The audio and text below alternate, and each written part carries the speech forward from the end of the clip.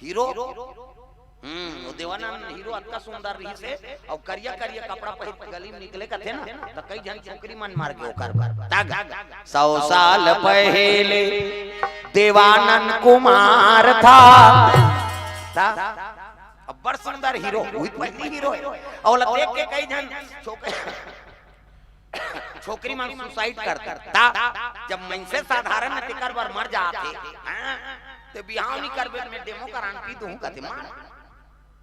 तोर भाग्य में नहीं है तेरे थोड़े पापे आजकल उसने चला तेरे भाई देखो ये जीवन समाप्त मत कर जेकर बार मरना है तेकर बार मरत नहीं हां है नहीं और जे अजरहा भी मरा है तेकर बार मरत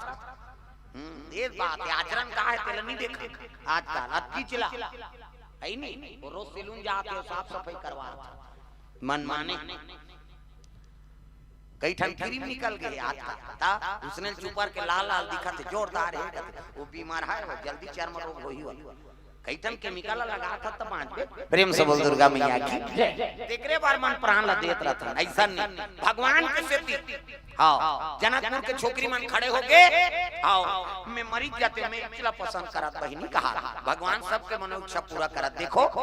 ये बखत में मैं केवल सीता जी ही वरण करूं और तुम्हार मनोकामना पूर्ण होही द्वापर